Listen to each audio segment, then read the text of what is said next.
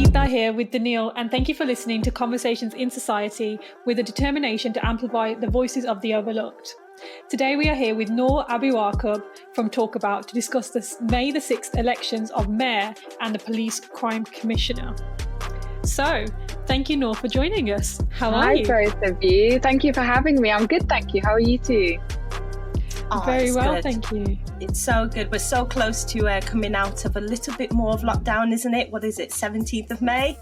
A little bit more freedom, more indoors with all the rain that's going on, so that's good. Exactly. Absolutely. We're just on the brink of opening up again. So we're talking a little bit about the candidates, and we'll be talking a bit about the voting system a little bit later on, so stay tuned for all of that. So Dee, did you want to dive into the first bit? Yes. Let's start off with who are the candidates for Mayor. So we have Liam Byrne, and that's for Labour. We've got Steve Cadwell, that's for the Green Party. We've got Andy Street for Conservatives. We've got Pete Durnell for Reform UK, and we have Jenny Wilkinson for Lib Dem. But before we get into that, how are you finding the local elections in regards to how we're going to vote in a pandemic? How do you feel about voting in a pandemic? I think that's most people's fear, actually, is that as much as I want to go out and vote and make my voice heard, how am I going to do that safely? But thankfully, the government has announced that they're spending £92 million to make polling stations safer with, measures such as regular cleaning and hand sanitizers and barriers to keep people apart. So at least we know that from that side of things, we're secure in safety and health and safety. There's also, as voters, to make sure that you're going there with your own pen and pencil and wearing your mask when entering the polling station. And if you feel like you need to self-isolate and you can't turn up to the polls, you can do a vote by proxy at short notice. So I feel like, it's normal in the most normal it can be in such unnormal circumstances. Yeah, and just to let people know as well that the emergency proxy vote is by 5 p.m. on the date of voting. But before, we all live in the West Midlands, kind of. Yeah, but how do you feel about the West Midlands in terms of our current state? So let's talk about pre-pandemic. How did you feel about the West Midlands in terms of the economy? Did you feel like it was booming? Did you think that, housing was great, that we're doing good with social issues and managing them? How did you feel about the West Midlands before? I think that really depends on your own awareness of your city. So I turned 21 this year. So before, say, 18, the only thing you're thinking of is your A-levels or your GCSEs or whatever else it is you're trying to get through and survive. So you're not really thinking about the conditions around you. And I think it was only when I went off to university that I started seeing differences, or because you're so far away and you go back home, you're starting to see, oh God, what's going on? Like, for me personally, I was in Solihull, so there was a very stark difference in crime rates. You saw it happen to your neighbours, you saw it happen to friends and family around you, and it could be just as petty as your car being stolen. But it was significant in that at some point you never heard of it, or you heard of it rarely, and then coming to almost weekly, there's something new coming up. So it's definitely been significant in that. And, I see and I read all about the employment rates. That's pretty significant for Birmingham as well, seeing as I'm from there. So it's noticeable, it has been noticeable, but for me, only in the past 3 years, I couldn't compare it to before then because my awareness was very limited. Yeah, I think it's interesting you say that, because I think myself and Daneille have had these similar experiences of seeing things.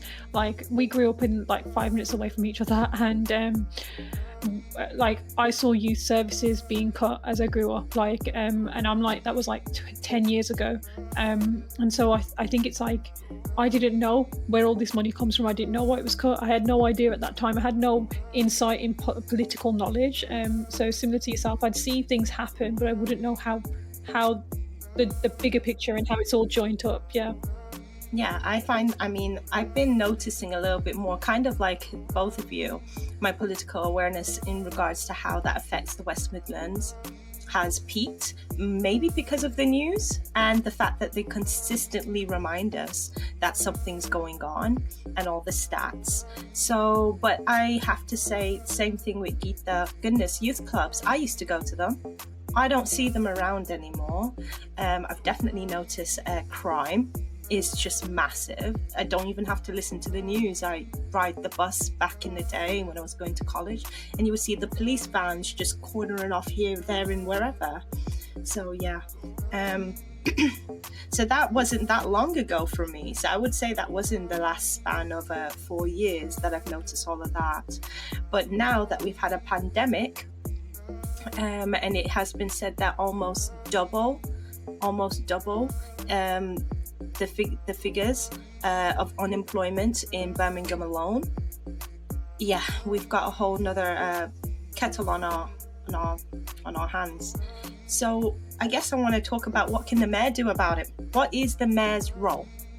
Right. Well, so the mayor's role, I mean, West Midlands specifically, it's a big one, just because of the fact that it kind of acts like a super council because of the amount of constituencies under it. So you have Birmingham, Coventry, Dudley, Sandwell, Solihull, Walsall and Wolverhampton, and you've got this one mayor for all these 7 districts of the West Midlands Met County. And the mayor basically, if we speak about the West Midlands, it's a very recent inception, so it's created with the West Midlands Combined Authority, but as a mayor, their role consists of creating policy for your area which could affect the services there. So if we're speaking about West Midlands, this is 3 million people across 7 boroughs, where you have to make decisions to attract investment, promote the area, and training and apprenticeships and housing developments, and also come up with transport budgets that are not only accessible but affordable given the current conditions of the county. So that is what a mayor does. And what we want to see from those mayoral candidates is how they're going to tackle things, especially given with COVID-19, how they're going to tackle some of the issues that have arisen due to it and before it, and currently what's going on with it. 100%. I just wanted to add as well, when we did some research, the mayor can also look into homelessness, rough sleeping, of course youth unemployment, and community cohesion and air quality is also things that they can tap into, make policies and influence. So yeah, how often are they elected? So it's a little bit different this year because we were supposed to have the elections last year, if I'm correct, 2020. But with Corona and everything, we're having them now. But it is every 4 years, and with the West Midlands, mayoral elections specifically, it's a must-win territory for both parties, but especially Labour, because it is a traditionally Labour-controlled area. But since the 2019 election and since the original 2017 election, for the mayoral candidate, for the West Midlands mayoral candidate, it has become slowly blue. So the red wall, as they call it, is slowly starting to break down, and we're seeing that it's not as Labour as it used to be. It's interesting you say that, because I saw some news about that as well. I was watching Sophie Ridges, I believe her name is, and she was interviewing the current mayor and the candidate for Labour. And the candidate for Labour was very confident that they'd win it, because they said that previously the reason why Labour won so many seats in the last general election, Conservative won so many seats in the last general election, was because many people had said that it was to do with Brexit or because of the leadership of Jeremy Corbyn. And so he said, well, those kind of issues are out now, so we should basically easily win this. Whereas the current mayor is saying, well, actually, I think this is going to be just as contested as the last election, which I think is really interesting, because to me, I see these elections as easier access for other parties to win, because it's a more representational, whereas previously many people might have said, well, I'm just going to vote for Conservative or just for Labour, because if you don't vote for either in the general election, you're much less likely to get your candidate as Prime Minister. Whereas this one, you can choose, for example, UKIP if they were running, and then second place Conservative, because even if UKIP don't win, you still got the second place of Conservative, for example. So yeah, I think it's really interesting that people still talking about the Red Wall, because people still view these elections in the same way that they do general elections. As the polls are hinting at the minute, it seems like it's a Conservative win. But more so than that, just because Brexit is out of the window, I mean, this is an indicator of the successful performance in relation to COVID-19. If you think the Conservatives did a good job, that's going to reflect. But at the same time, I think Labour's forgetting that the Jeremy Corbyn and the anti-Semitism issues are still pretty fresh in a lot of people's minds. And that is going to affect anything to do with a Labour win. It serves as an indicator to the popularity of the party if it's still present. So I think it is bold to say that it's a straight win, or if it's secured. But we'll see. I mean, as the polls suggest at the minute, it looks like it's a Street win, but who knows? Who knows? And Andy Street is a Conservative candidate, so that's why I'm referring to Street. Okay, so why not? Let's just get straight into it. Let's have a little bit of a dive into the candidates. So I have in front of me just a few of the principles / pledges / manifesto, because not everyone did the same way of showing what they intend for the region. So I did the smallest, briefest summary. So let's go through it. Let's start off with Jenny Wilkinson. So just to remind everyone listening, Jenny Wilkinson is for Lib Dem. And her pledge or principles are to empower people and communities to address issues that affect our lives, right? She wants to tackle poverty and inequality. So that includes poorer households, people of colour families, and the disabled, which she has noted that they're the hardest hit. So we're the hardest hit communities. And she wants to start a universal basic income trial in the region. Does anyone know what a universal basic income trial looks like? I haven't heard of one of those, but I'm assuming she's just going to pick a pocket of people and decide we're going to try that. Is it similar to the system in America where during COVID, Joe Biden sent out a certain amount? That was my understanding. It was like to people who've got low income, he just sent out certain amounts of money just to support them. Maybe that's it. I don't know. I mean, if it's anything as the name suggests, then it must be a big pocket that she's picking to be able to do that, because we're 3 million of us. So yeah. Well, we need significant trials to know if it works or not. So I mean, whatever that is, I'm signing myself up. It doesn't sound like a bad idea, that's for sure. Right. So also she wants to implement real living wage, and she wants urgent house building program with a focus on building homes for social rent. And then of course a green revolution that includes the manufacturing, transport network, sustainable housing and green spaces. So that's Jenny Wilkinson's pledges or principles, what she's hoping to become the mayoral candidate on the basis of. So what do you guys think about, going green in manufacturing? Because we know that manufacturing is big in our region. Is this the move forward? We've got the world moving green, actually, or speaking about moving green.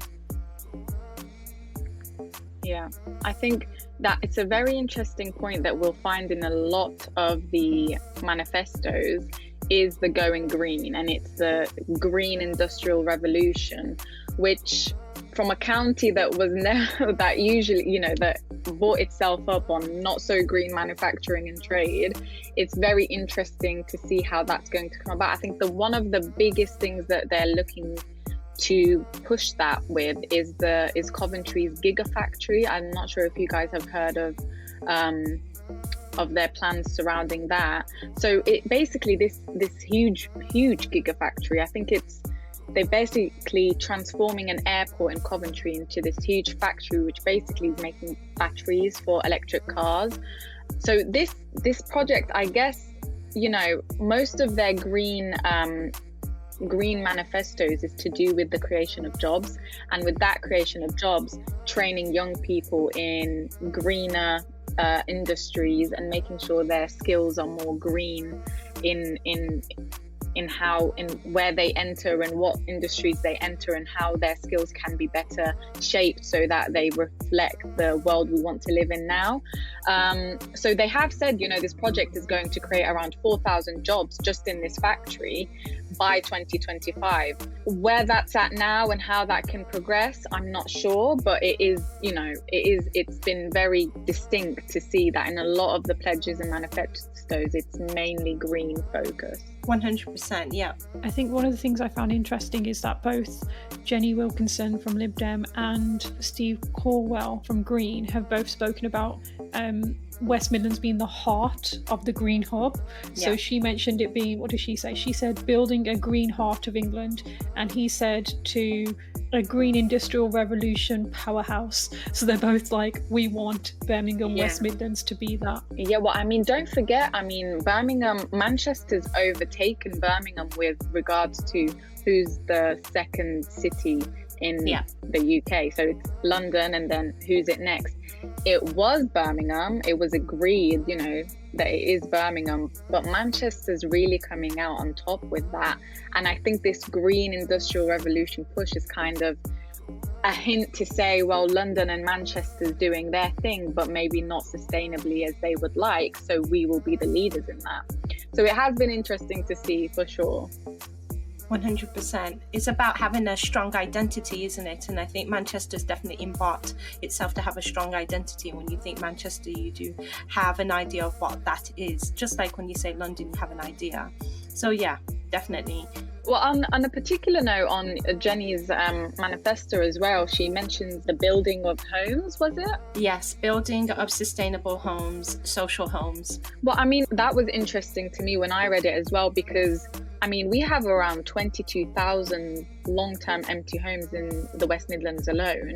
So it would be interesting to see how they could be transformed to be sustainable, but also house a lot of communities that don't have access to adequate housing at the minute, with all those empty homes just not being used.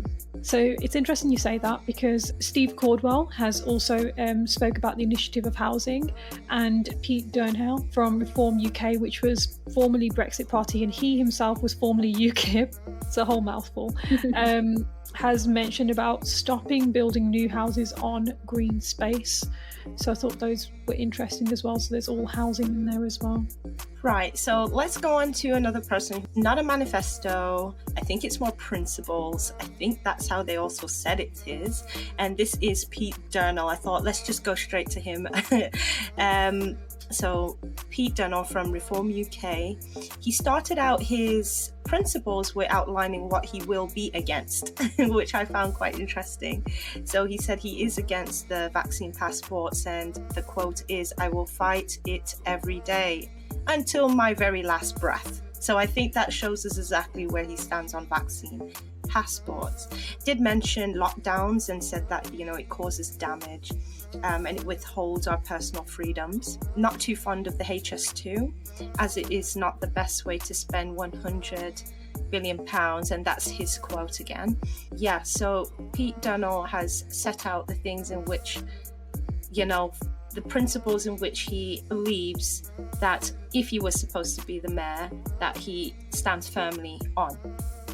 Yeah, and just to highlight as well, the vaccine passports, he was specifically talking about like entering places in the UK, so like pubs and stuff like that. That doesn't mean that we won't have them at the borders under his leadership. So it was specifically in certain areas. In regards to the region. I think his approach with it has been more like, why have a plan for 2021 if we had a plan for 2020 that didn't work out so much, and going into 2021 it's not really been ideal, so let's just not have a plan overall. That's it. Which surface level makes sense, but when you look at the West Midlands as this super council with so many towns within it, there's a lot of things you should probably plan for, just for the sake of, for example, giving the constituents peace of mind that, okay, I know what could happen, I'm looking forward to that, or I'm not looking forward to this. But not having a plan seems a bit... But I also thought that some of the stuff that he's put is very like, this is what I stand by, and fair to you, if you're going to say something, say it with your chest. So he definitely did that. One of the things he said as well, he didn't outright say it, but the underlining tone was that he wanted to stop lockdowns, because he mentioned about how lockdown should only be basically done when necessary, and how certain scientific bodies, I can't remember the specific one he highlighted, about how they said that they should only be done when necessary, and that we should combat it with the vaccine and stuff. So I think I got the impression he wasn't very fond of the current lockdown restrictions, considering we were currently taking vaccines. So I thought that was quite a controversial thing to put in a manifesto with a population that might not always agree with that. So yep, that was Pete Journal from Reform UK. Of course, you can have a look at this information if you just go onto their personal websites and read a little bit more. Then we also had the Manifesto Pledge. This one is pledges, okay. For Liam Byrne, and Liam Byrne is for Labour. He has 7 pledges, and they are get our share. So get our share, it's more about, getting the fair share for the West Midlands. The way that they say it in the pledge is to stand up to the government and guarantee that we get every penny that we deserve, right? Back on the green, so lead Green Britain. Want to become the UK's first net zero carbon region, and to secure over 200,000 skilled green trade and manufacturing jobs. So get back on the green manufacturing. Bring back industry. So become the world capital of green manufacturing, and doubling the apprentice numbers with free retraining for workers who have lost their jobs. Want to build more homes. So back on building homes, and then supporting our youth is another thing. It says to help our children, our grandchildren succeed, keep them safe from knife crime, and start with youth workers back in every neighbourhood. So far, this is the first I've heard of the youth workers being mentioned from us going through the candidates, and then protect our safety.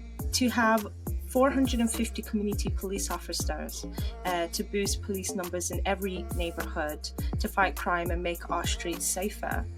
And then lastly, but not least, champion community spirit. So this is about a decade of investment into the soul of community life. So that's grassroots sports, arts, parks, green spaces, high streets, markets and festivals.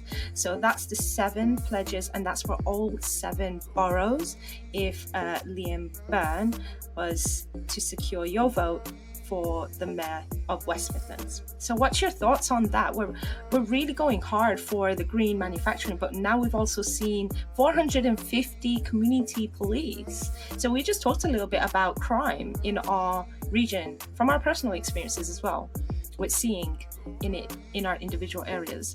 How do you feel about 450 community police? Would this help us moving forward? It sounds like on the surface it's a proactive approach to take, but I think we're speaking this just as a pledge, so there's more in the manifesto, and I would really advise everyone to go and read it fully to understand. But when you're looking at the pledges just as they are, to have that many and not focus on the roots of why you need so many, you're just going to keep pledging to add more and more and not really solve a problem that at its root is concerned with, for example, unemployment or lack of youth opportunities or training. Even schools aren't supported enough. I mean, we've seen more exclusions than ever, I mean, generally. But as schools keep excluding rather than focusing on root of problems, we have more youth coming out and not knowing what they want to do. and easily influenced by crime. So I think, yeah, it sounds like a great idea, but what's a great idea if it doesn't cut something at the root and make sure the original problem is solved? Instead of a prevention tactic, a lot of the time it's about like people in place for when things happen, which isn't always the best route. You need to do things to prevent it in the first place. It's going to cost less long run. Even if it costs more just to raise it off the ground, sure, but in the long term it'll cost you less. And it, even costs aside, I think any mayor would be happy to see youth flourishing, crimes going down, not needing as many police. We speak about costs so much, but there's also a human cost where you've got kids coming out not happy with their futures. You've got parents coming out not happy with the futures they can secure for their children. Absolutely. I think people, when they're elected in these positions, often forget about the human cost, because you're always thinking about the re-election and what I'm going to do to make sure I'm re-elected. And youth, generally speaking, they tend to be less likely to vote. So why am I going to do something for them? And so it's about like also the parents of youth, looking at what are they doing for youth, right? Liam Byrne, out of all of them, has actually, his manifesto is beefy. It has a lot in it. It has perspectives from the community in it. But at the same time, even looking at his own constituency, because he's an MP, statistics and the numbers for his own constituency aren't even that great, especially when it comes to employment. So in hindsight, is it really going to reflect when you're mayor and not just an MP for one constituency, but actually you're a mayor for 7 different boroughs? So then on to Steve Cardwell, and for Green, the pledges here are things such as lobbying the central government to allow the West Midlands Combined Authority, which I think we should talk on in a minute, to have a directly elected assembly. He's pledging to campaign for the Scrutiny Committee to be given additional resources to expand its membership. So this is to include representatives of the voluntary organisations, community groups, unions and SMEs, along with underrepresented and vulnerable groups. And there's a lot more around that point. Some more points are, a citizens' assembly to ensure that direct participation of members of the public. Something I think that we can, at in.society, we really like the sound of, as we're all for people participating in democracy. We're non-partisan, so we support no political party, but we're definitely in support of people participating in democracy. So yes, lobbying for more diverse and representation with the West Midlands Combined Authority Board. So here we are, we've got someone mentioning about diversity and representation at a leadership and decision-making position in the West Midlands Combined Authority. Then we had some things here that actually I didn't even know about, and that was to refuse all gifts and hospitality and to encourage the West Midlands Combined Authority board member to do the same. So that's a normal thing. Just a side note, for those who don't know, West Midlands Combined Authority, as mayor, you become the chair of that, I believe. Is that correct? You do. Yeah, you become the chair of that, so that's why it's really important. That's not usually mentioned. And then there's other things such as I will publish my expenses online, and I think it's more about what he would do personally within the role. Also talked about the code of practice of statistics and pushing the West Midlands Combined Authority to webcast their meetings. So it's more about accountability. It seems that he also made pledges in regards to communication strategy for the West Midlands Combined Authority officers. And then the last two really are about the case to increase the central government funding and lobbying the central government in regards to the taxation policies. And lastly, to work to forge coalition between regions. So that was a lot, but it was very wide in terms of the things that Steve pledges to do. So what are your thoughts about, let's pick one, the code of practice of statistics and webcasting your meetings and communication strategy? This is all about accountability. Is this something we need in the West Midlands? I was particularly, I'm not going to lie, I was very confused about Steve's pledges.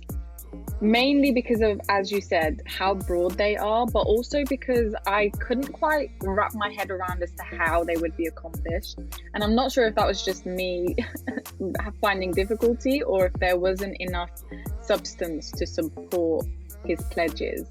I mean, accountability wise, who wouldn't want enough accountability? But what is the accountability for? That's what I didn't quite understand. Is it the police? Is it services? Is it councils? Who's the accountability for? Yeah, I think it's really interesting you say that, because I read it as a direct kind of tack on the current government, is the way I saw it, because we look at the recent news and all of this other stuff. So I think for me, when I read it right now, and I don't know when he wrote the manifesto, so it might have been prior to any of that, but even then there were loads of scandals. There's always been scandals in any government, and so for me I think it's just a direct attack basically at the currently Conservative government. It didn't feel like it was talking about the mayor role, and I completely am with you, I think, but I also thought it was interesting because Green Party people always see it as like it's sustainability and nothing else, and so when I watched their video I saw that they spoke about everything but sustainability, and then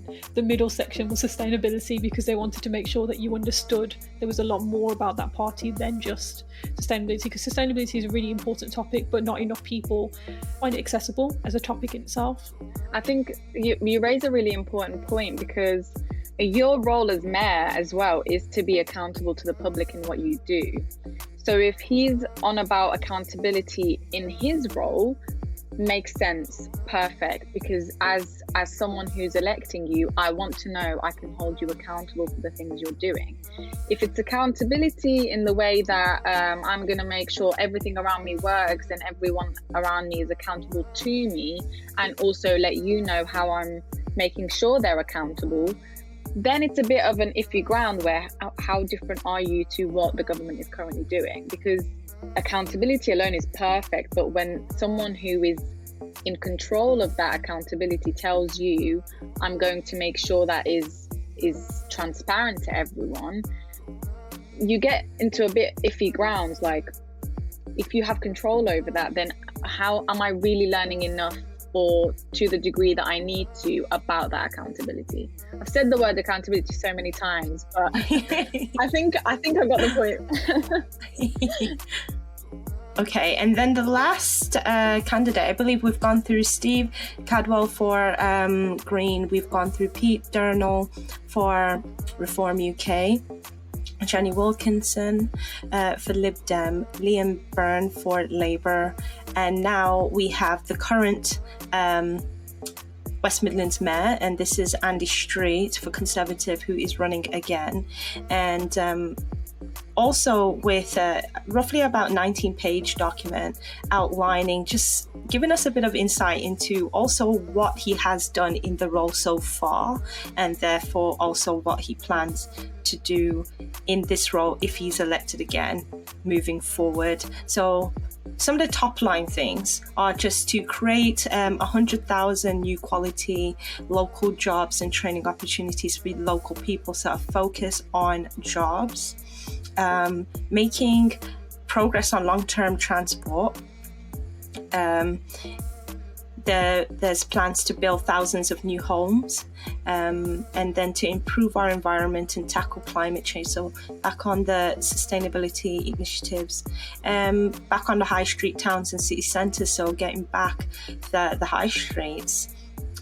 Making sure that communities benefit from the region's success. So this is looking at the City of Culture for Coventry in 2021, the Commonwealth Games upcoming in 2022, the HS2, which is the high speed 2, that's the train that's currently being built, or the train line that's currently being built. And to make a credible delivery plan to make it all happen. So those are some of the top line things that Andy Street has outlined moving forward. And I believe the HS2 was initiated in his care, wasn't it? So this is something he started off with, isn't it? So yeah, he wants to see that to come through. But there's been some scrutiny around that. Have you guys heard anything about we heard it from one of the candidates actually, who referred to the amount of money spent to do that while we're in a pandemic. I think we should refocus the money. Yeah, they said they're going to redistribute it. Yep. So how do you feel being in this region and having the HS2 being built? Do you think it's going to bring some maybe inward investment, opportunity, put us on the map? What do you think the HS2 can bring for the region? I mean, I have sometimes, you just look at the HS2 still being built and you're like, what's the point? Like, this is taking so long and it's just such a nightmare. So I get where the criticism comes from, but I think overall, as a force for good, it's going to create a domino effect for our transport systems. So it's going to have environmental benefits. It's going to take a lot of lorries off the road. It's going to make more space for local commuter services. So it's not a bad idea. I think people are just frustrated of the amount of time it's taking. But more so than that, actually, I mean, it has been criticized for a very important point, which is that it'll affect people's homes. You know, in some areas, houses are going to have to be demolished to make way for the line. So some people who don't want to leave are obviously not happy about that. And the government, you know, is obviously have been buying properties from people in areas that are affected to kind of soften the blow. Yeah. But I mean, a home is a home, and you can't just see money as something that can you know, soften that blow and make it seem more tolerable. And take away that value after you put time and effort into it. Yeah. Exactly. Families, generations within it. I mean, obviously they're angry. Memories, exactly. But, you know, it's fair enough to say it's going to have a great impact on the country's green spaces and the countrysides. Sorry, that's an argument against it, that it's going to impact those green spaces and countrysides, which is funny because it's going to have an environmental benefit as a HS2. But what is the cost of that when to build it, you have to make way for taking out houses and taking out green spaces and countrysides and building and the noise pollution and all of that. Yeah. So the againsts are very focused on the cost and the time, but also the countryside and the homes. And then the pros are focused on the new jobs and the environmental impact and the better transport links and the shorter journeys. It's a give and take, isn't it? It is. It's subjective, isn't it? It's interesting you say this, because this is the first time I've heard the argument for it. That's a positive kind of argument. And I think for me, I've heard a lot about, so yeah, you've got the noise pollution. That would be a massive concern for me, because I don't know about you, but I've had some renovations being done next door and it's driving me crazy. And Dee's heard the renovation in the midst of meetings. Yeah, in meetings. So I know, I know that just the noise pollution was something that I would be concerned about. But then the other bit was about who can really afford to be on this train though? Who's this going to benefit? Are people, the working class person, are they going to be able to buy a ticket? Because it's saying 45 minutes to London? There was that. And then the other point for me that was a bit concerning was, because a train's much faster, does it therefore use a lot more, I don't know what trains are ran by, is it petrol? Whatever the thing is that they're ran by, are they going to use more of that? Because I assume it's something that's bad for the environment. It's a very wait until you try it kind of thing. But I think it's more of what it will make tickets for like other journeys cost rather than what it itself will cost. Yeah. So already, I mean, the ticket prices for me, for example, from going to Nottingham to London, is it like 60 quid if I'm not early in getting it, and that's one way, or it's 60 quid anytime both ways. But the way that's going to push that, for example, if you're going from London to Manchester, that they're already expensive. So imagine the prices when this HS2 comes along and raises the competition. But I don't actually think I've heard much as to how much a ticket cost will be. I don't know if you guys have. No, I haven't heard much yet. I've heard they're going to be quite expensive is what I heard. I can't remember who mentioned it, but I think there was like a comment about the tickets being more expensive. So it was just about, well, because if you look at now, if you go for a fast track, if I was to get on a fast track train from Stoke to London, for example, it would be expensive, but the normal, like, you know, the ones with 10 different stops on the way, the long journeys, much cheaper. I know I can get a train, I think it's from Wolverhampton for £17 or something. I could about 2 years ago. So they are relatively cheap. Not anymore. It might have been 5 years ago from Wolverhampton.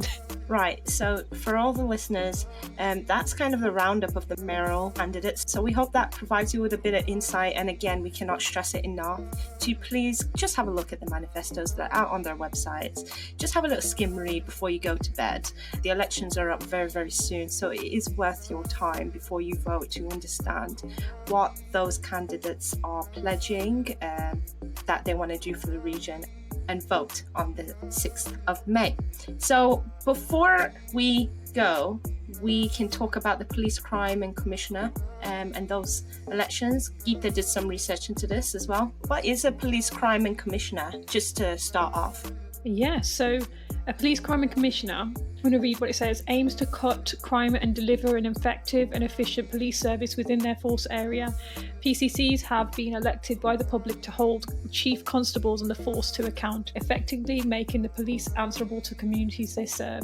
They are responsible for the totality of policing. So that's what the role of a PCC is. I think it was really interesting because I didn't find as much about kind of stop and searches, which I thought was a big concern for us as a racial justice platform. I was like, what are you doing for this? However, I thought I would start with the kind of candidate that did talk a lot about this and is somewhat in this going to be seen as an underdog. So Desmond Jadu from the We Matter party, and he's mentioned quite a few. Actually, if you Google his name, you'll find that he's chairman of quite a few, or on the board of quite a few different organisations, and one of them is the national organisation, which is Windrush Movement UK, and he's had a history of numerous Windrush organisations and criminalising police and holding them accountable, which I thought was really interesting. So when I spoke to him, he mentioned about Jack Chambers, Darren Cumberbatch cases, and he mentioned numerous, like I couldn't write them all down, but he mentioned quite a few. He said he wants to hold police to account via race charter.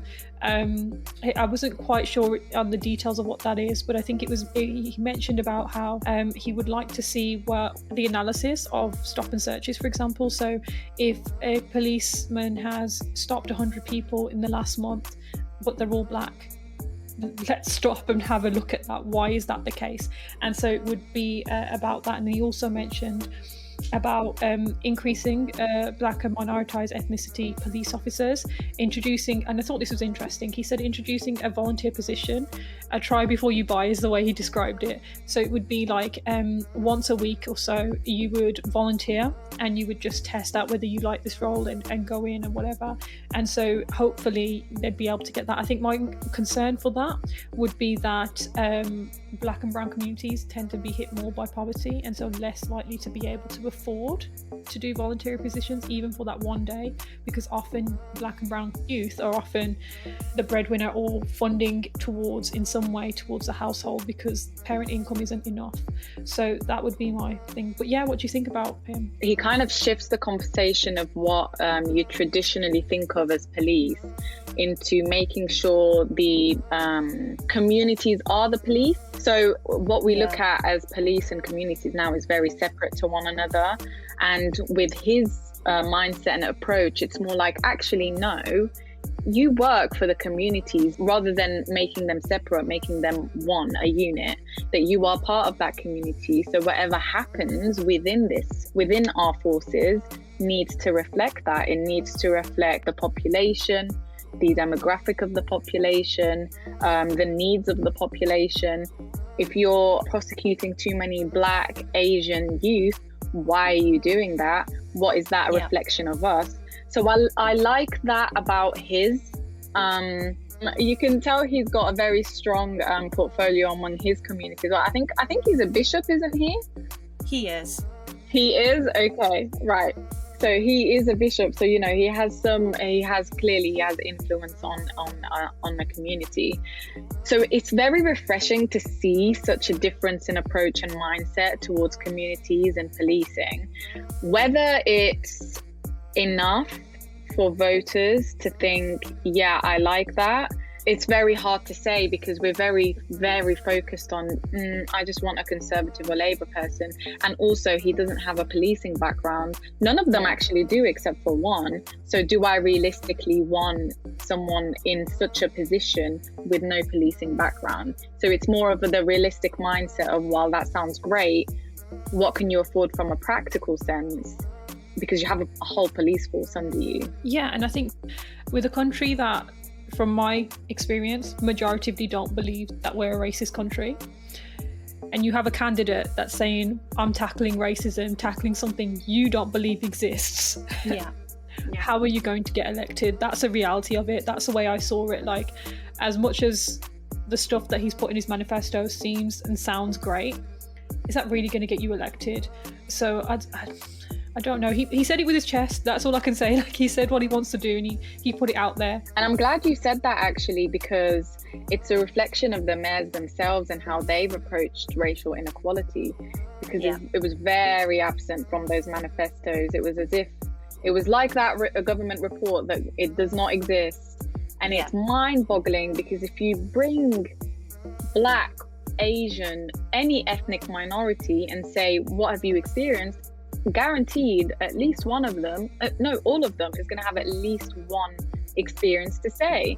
So when you've got mayors saying, well, not even saying, just completely goes over their heads, and then a police and crime commissioner who's saying, I want to tackle it. Well, what are you tackling? Because apparently it's not even a thing that we need to tackle. Yeah, and the other thing is as well, we look at racial biases.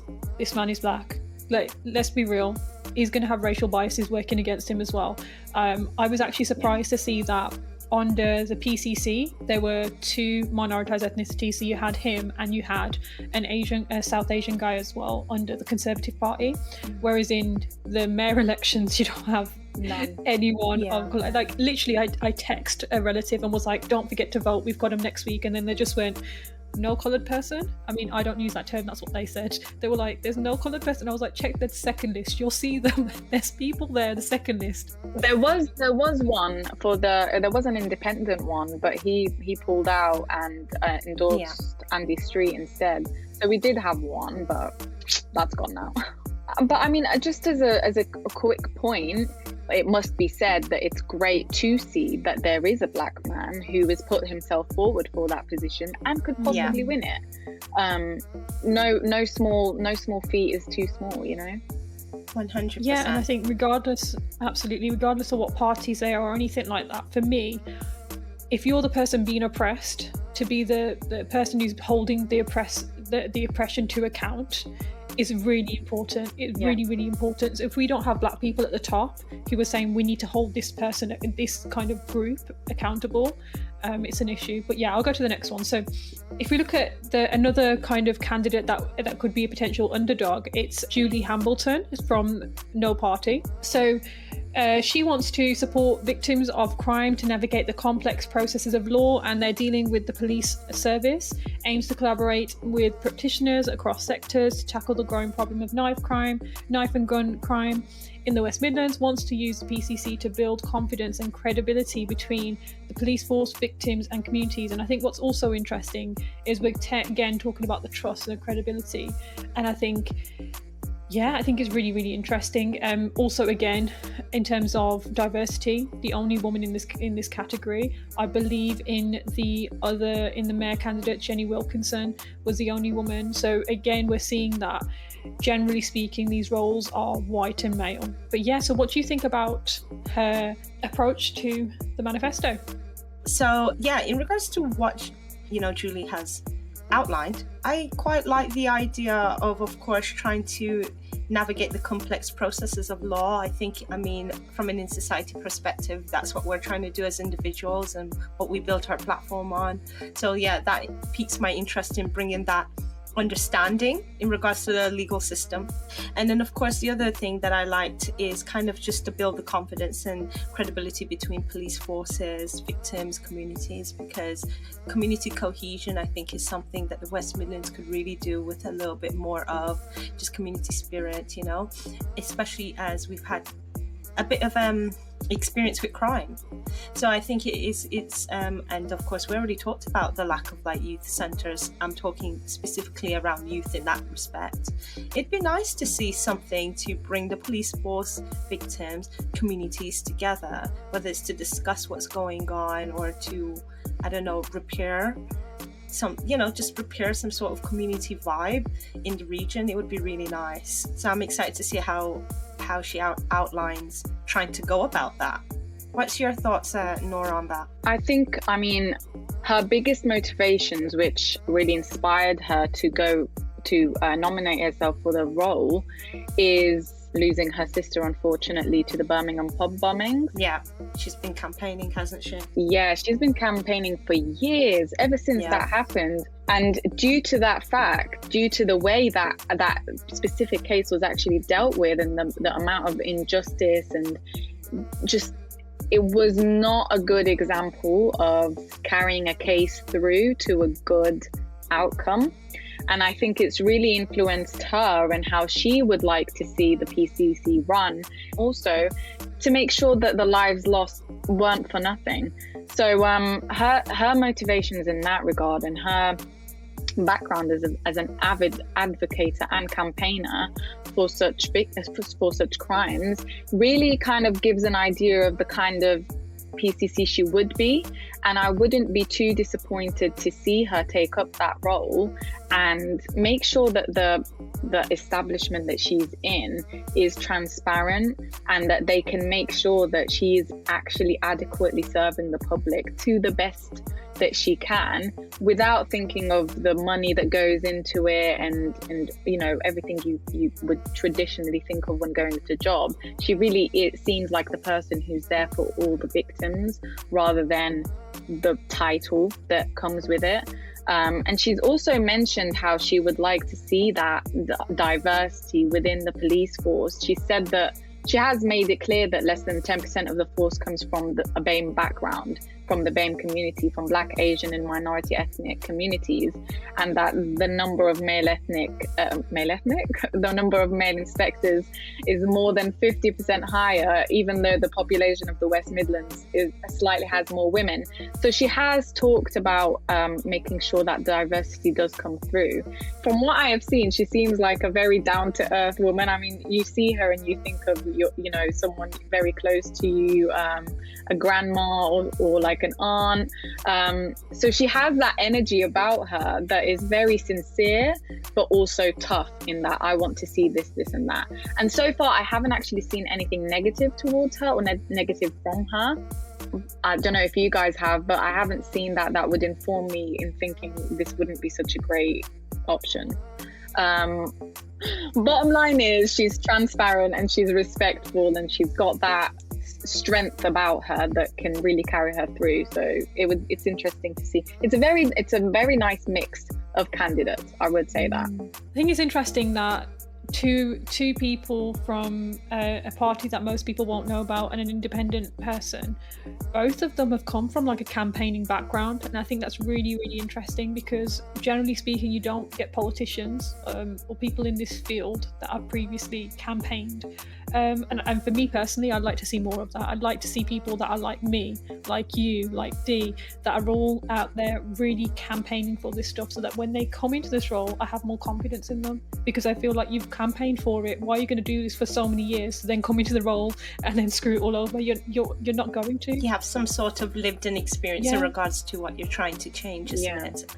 So and as independents, they don't have that fountain of money available to them to make the campaign. I mean, a campaign can still be great, but who wouldn't want more money to raise it that much more? But she has mentioned it. She said, and I was interested to see, it costs £5,000 to enter the race, to enter the PCC race. So that raises an issue about accessibility. And in London, it's 10k. Oh, so, yes. Oh, wow. Even more. I mean, does anyone here have 10k chilling in case you wanted to run? Laying around? Anybody? Yeah, no, absolutely. Just laying around just to hand out. The other point is that you do get that money back, or at least in London's case, you get the money back if you get 5% of the votes. Yeah. The reality is that independent and We Matter Party are much less likely to get that, to obtain that, and also they've not got the funding.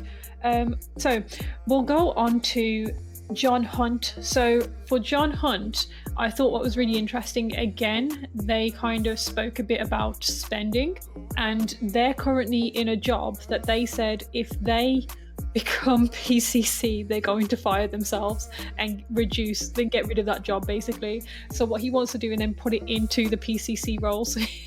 So he wants to increase the PCC role responsibilities and increase front-line policing and utilize unnecessary spending in order to do so. I also would be interested to see if he's going to accept being fired from a PCC if he doesn't get the role, because what you can do then. But yeah, so what's your thoughts kind of on that side of things? I haven't got a concrete thought on that so far, because that is completely I mean, it doesn't really tell me enough about what you're going to be doing in that role, I guess, besides firing yourself. But he talks about increasing PCC responsibilities and frontline police, basically again going into that kind of to decrease crime, we're increasing police. I understand that, but you know, the PCC role is about holding the police to account, right? So I want to know more about what you're going to be doing and what areas you'll be focusing and that sort of thing in regards to why a potential person should vote for you. So that's what I mean, like it kind of leaves a lot of areas blank in which you know, people, when you're trying to vote, will probably be looking into, because this is an incredible role to hold the police to account, given well, we've seen a lot of national protests really in regards to police and power. So yes, things to do with the police and how we're holding them to account and just like the communication pathways, these are things not to play with. And I'm not saying that that's anything that John Hunt has played with, but yeah, would have enjoyed a bit more information there. Yeah, it was quite a small manifesto. So. But I mean, his overall focus is an increased police force. Somehow that it got to that, from abolishing his role to more police. What his overall motivation is that make the PCC part of the mayoral role. Does he provide anything as a candidate? Personally, I think not. I don't really think he provides anything. I mean, there's no manifesto, and if he's done his research, he'd know that there is a consultation to transfer the powers and responsibilities of the PCC to the Mayor of the West Midlands, which is actually, I think it is in its second stage, which it's focusing on the proposed detail of how the leadership and the direction and the governance of policing would operate within the West Midlands Authority. So it is being considered, which means that everything else he's talking about is kind of like, well, no substance there. But I think elected officials, and I'm not talking about him specifically, but elected officials love putting things in their manifesto that they know is in the works, so that when they get elected, they can be like, I told you, I did it, it's happened. And then when it comes to re-election, I'm telling you, they love doing this. And it annoys me so much. It really does. And you don't know this until you look at it yourself. But it's so frustrating and it's so annoying, because you have something so serious going on and you have candidates like Julie, like Desmond, like both of them, who have put so much of their life's work outside of this election into some really important issues, and are coming into the PCC saying, well, we want to reflect what we have, all our skills with campaigning, all our ideas into this role. And then you've got someone like him who's like, well, I know this is happening, but like, let's do it.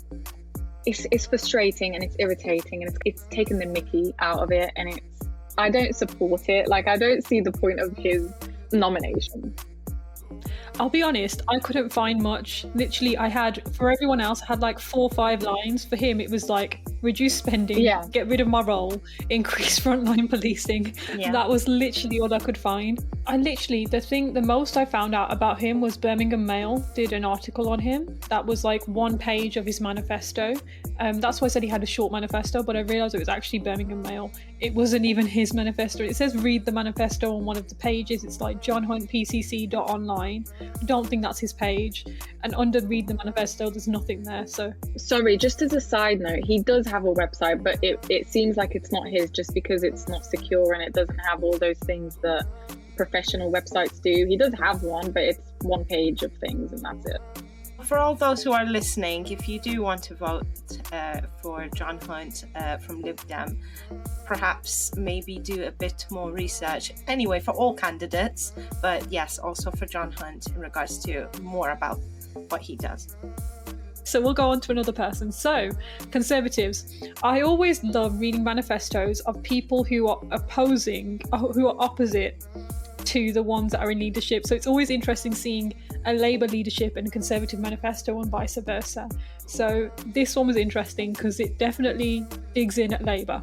So they mentioned they'll increase and deploy more police again, raise diversity within the force, which I thought was interesting, stop Labour's police station closure, prioritise resources to target crime with a robust and innovative approach, bring strong leadership on effective ways to tackle youth crime and reoffending, enhance support for victims, and supporting grassroots organisations and community groups, fund frontline policing by stopping money being wasted on politics and bureaucracy. He put it right in at the end as the last bullet point. But I also think what's interesting is, so again, another candidate of minoritized ethnicity background, also of a different religious background, so he's also Sikh from my understanding, but I also think it's interesting that he spoke about obviously the diversity within the force. So yeah, what do you think? I think, yeah, there's just a lot of things there. I think I was looking more at the grassroots organisation and community groups, and of course this idea of funding frontline policing.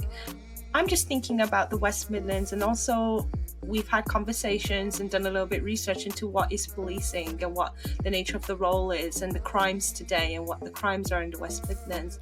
And, you know, a lot of crimes, now that we have the digital era, are actually quite, cyber. It's some, crimes that are committed in the households, not necessarily always on the streets. And I have not really seen enough mention, not just by Jay, but by other candidates we spoke of yet, in regards to policing in other ways, within the household and cyber and all these other things, that crime is going down, So yeah, do we think that policing always needs to be on the streets in order to tackle crime? Or because I feel like crime is way more sophisticated than just the idea of, okay, it's happened on the street today. It's very hard to quell my frustration when it comes to policing, because the common denominator is, let's increase the force to make sure crime goes down. Okay, great, but what is making crime go up? And is even increasing the force being done correctly in the training and in the because you know how they have all these D&I, discrimination and inclusion plans. Realistically, are you implementing that correctly so that it's not discrimination, sorry, it's diversity and inclusion. Diversity, sorry, oh my gosh. It's the end of the day, guys. It's the end of the day. Discrimination and inclusion is an oxymoron. It's the end of the day. Honestly, I'm like, discrimination here, discrimination that. I had the overarching theme. I just didn't have the right accent. Yeah. Diversity and inclusion. You got the letters. Is making sure that if you do have diversity and inclusion plans, that they are implemented correctly and that there's the right kind of agendas and motivations behind them. Because you see so much, if you want to get to a position where a little black boy or girl or little Asian boy or girl is walking home from school, and if they see a police car, their first thought isn't, let me bring my phone out to record, or let me make sure I text someone this, or call someone this, or let me get my story straight, or let me get my hands out in front of me correctly, not be suspicious, not look like I'm doing something so that I don't get killed or injured. That's when policing has gotten to a point that's actually acceptable. But to keep saying, let us increase the amount of police force and who's on our streets, it just becomes insulting, because the product of what's on the streets is usually due to the governance that already exists. So if you're not going to tackle that, and if you're not going to tackle within your establishment what's going wrong, then you can't just keep saying that it's what's on the streets that's causing the issue. I mean, you have like Priti Patel, like the deportation of foreign criminals and making sure that murderers and rapists aren't staying in our country. What does that kind of bring to the argument? What does that say about us as a country, but about her as someone who is supposed to be our Home Secretary? But I'm pretty sure speaking of Patel, I'm pretty sure she has backed Jai Singh Sahal as a PCC. I'm not too sure on the entire details and the kind of the relationship between them. But as far as it goes, if she's backing him, then I have some doubts as to what he can really do once he's in there, despite his pledges.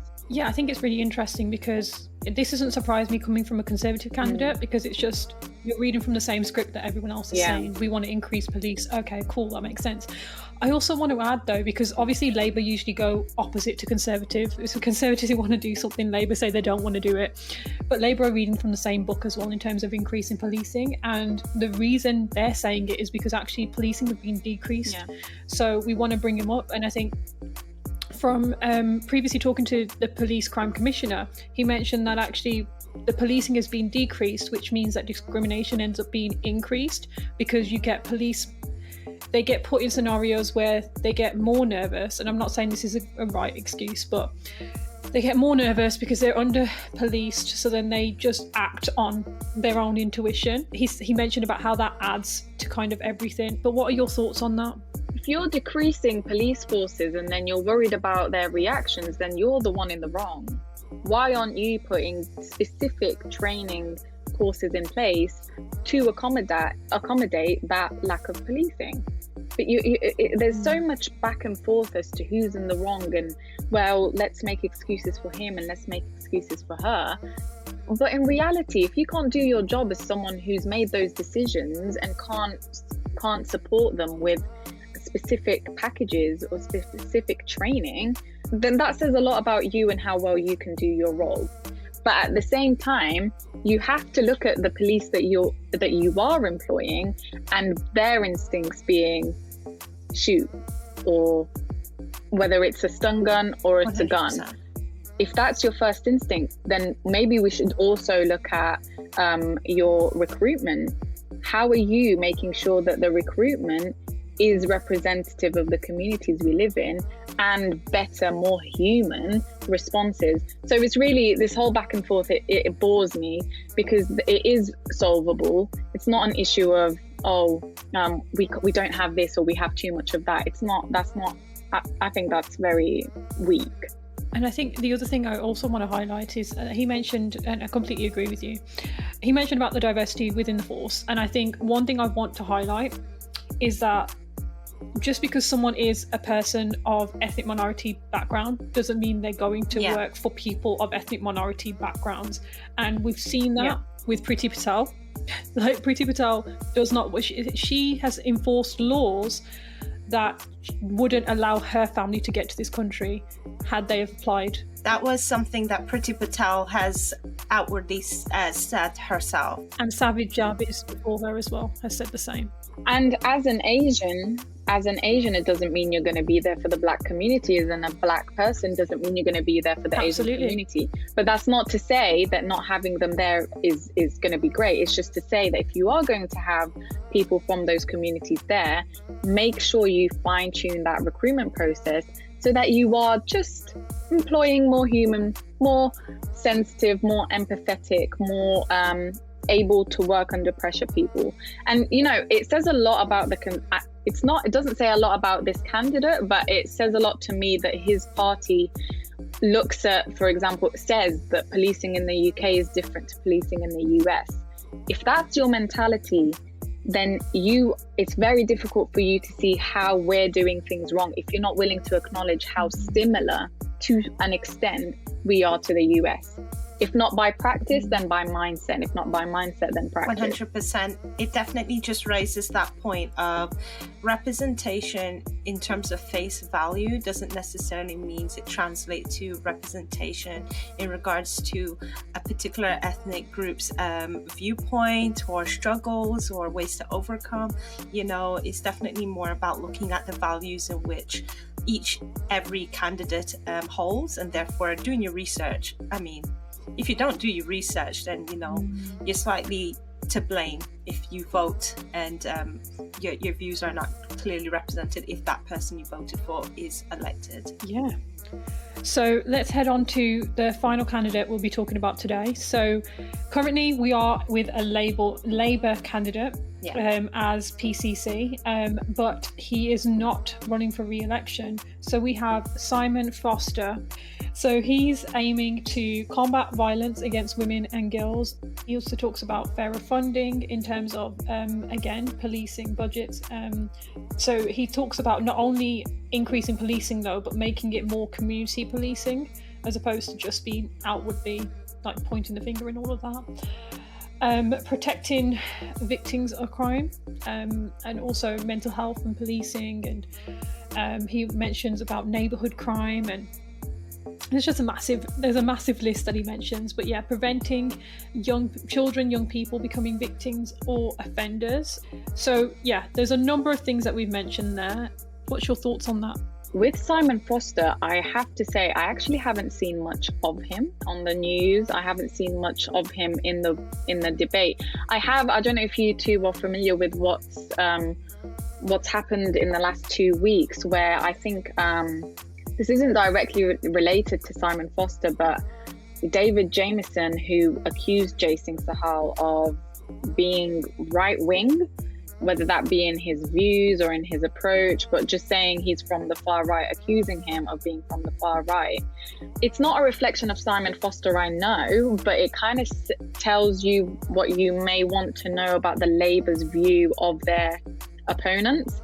And that, to me, that saying you're from the far right, given what I have learned about Jason, who this doesn't seem very far right, seemed overly bold and overly offensive. I forgot the word opposite to defensive. Very offensive.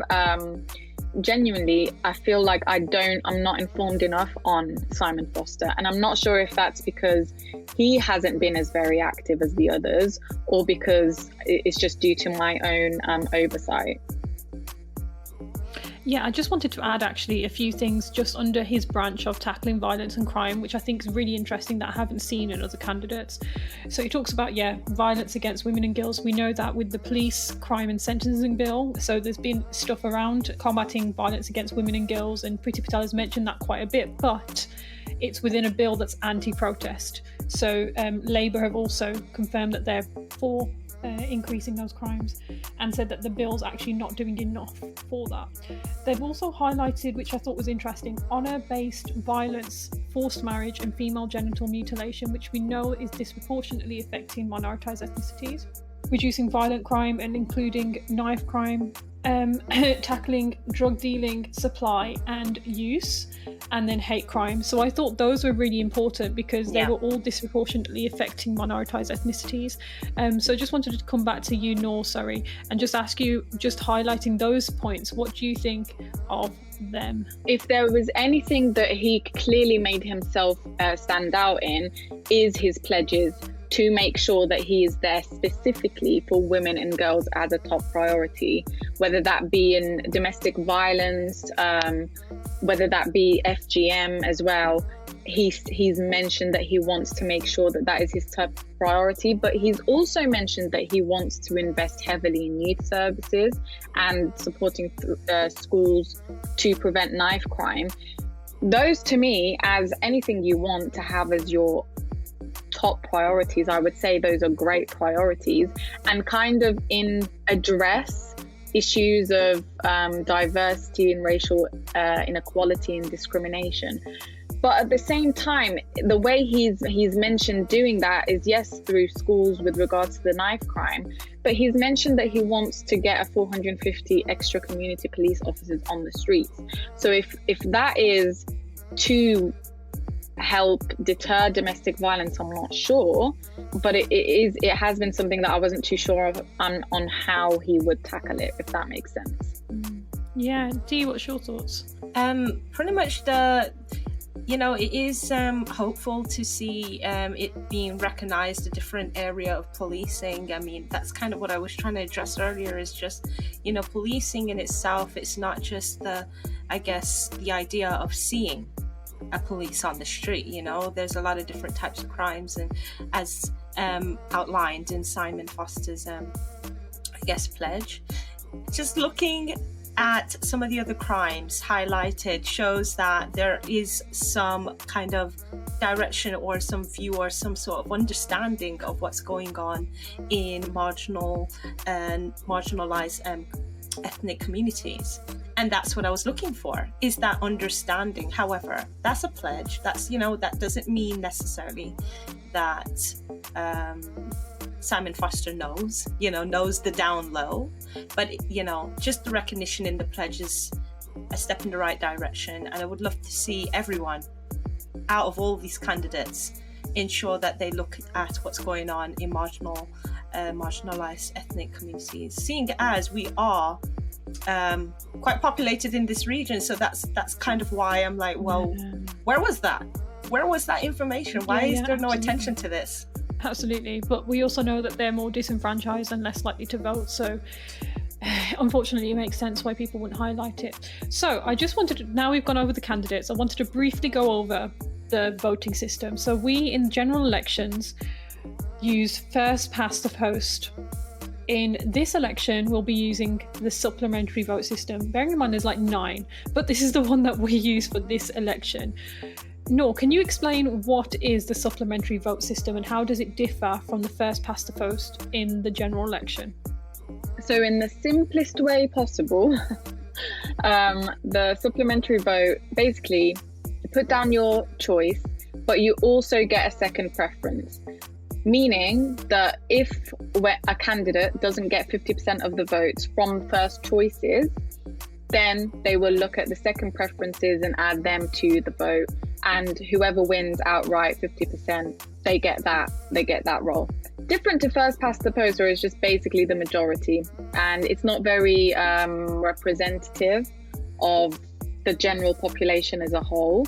But again, I mean, they're very complicated systems. I mean, I learnt them back in sixth form, and even then it was a headache to get my head around, because there's so many. And for us, I think the only applicable ones are the general election, which is the first past the post, and then the supplementary vote, which is for these mayoral elections. But first past the post is basically who receives the most votes wins, and supplementary vote is 50% of the vote, you win. Yeah, so just to go into more detail about that, so what they do is they'll do rounds of votes. So they do first round of votes, and they'll see, let's say if we have I'm not going to use parties, I'm just going to use us three. So Nour, Dee and Geeta go for election. Nour gets 30%, Dee gets 20, I get how much is left?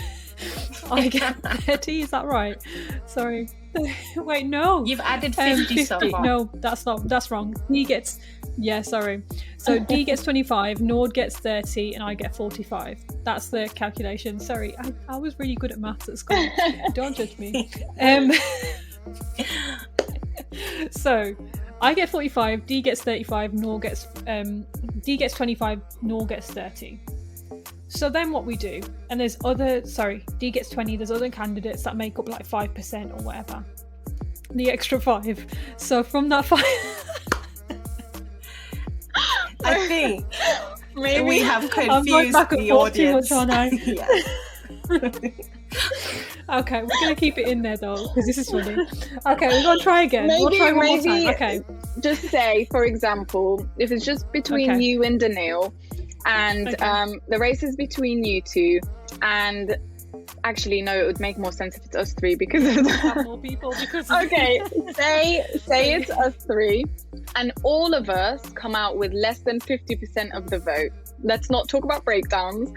All of us have less than 50% of the vote based on all the first choice votes that have been put through. Seeing as none of us have won, all the second preferences are now about to be counted in the hopes that one of us is going to get that 50% to win us the election. And also the lowest person after the first round, the lowest person gets taken out, don't they? Yeah. So you keep getting taken out. Otherwise, we'd be there forever if everyone stayed in the race. So it would be if Dee, for example, got the least amount of votes in the first round. She's out. Yeah. She would be out, and her second whoever. So if I voted for Dee and then voted for Nour second, and then someone else voted for Dee and then voted for Geeta second, then they would either way have those votes. And that's why it's really, really important this election, because people that always view it as Labour versus Conservative and no one really else, because if you don't vote for those parties, the reality is you're less likely for your party to win. Whereas this one, like you said previously, you can actually just, if you wish to, put them in second place if they're not the candidates that you really want, and you can actually put other people because you've got a safety net, and that's really what this system is. It's a safety net. Yeah, but just to off that, just to make it clear that it's only 2 preferences rather than say 5 based on how many there are, is because literally if no one under the 2 leading candidates gets a majority, then all of them are out except for those 2 leading candidates, and you count the second preferences that are for them. So it is literally 2 people. It's basically who gets the most votes out of those 2 people if no one else does. Yeah, absolutely. So so it's more representative system. So that's it really. That's everything from the voting system. And just wanted to say thank you so much, Nour, for coming on and talking to us. It's been a very long one, but thank you for sticking through it. I will remember discrimination and inclusion. No, I won't live that down. I have been saying this is the thing, I work in diversity and inclusion. I advise some businesses on it. So why is it just blown out of my head? I don't know. It's brilliant. It's brilliant. I can't. So I will remember that.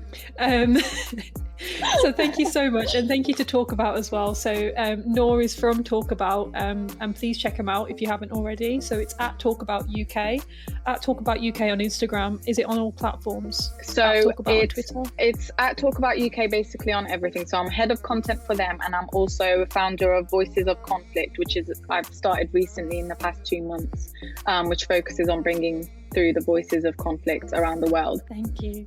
So have you got any last words as to why people should go out and vote in this election? Yeah.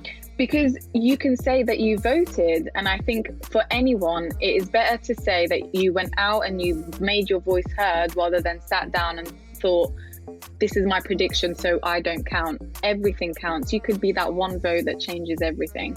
So definitely go out and vote, especially if you're a young person, because we are what matters most to these politicians. You are making up most of their pledges. You are making up most of what they have to work towards. So go out and vote and make sure that your voice is heard. Brilliant. Thank you so much. Thank you so much for having me. So thank you for your time. Make sure you tune in. We're at in.society_UK on all social media platforms, but especially on Instagram. So go check us out. We've been in Society, and please come and check in our podcast next week, where we'll be talking about more conversations in society.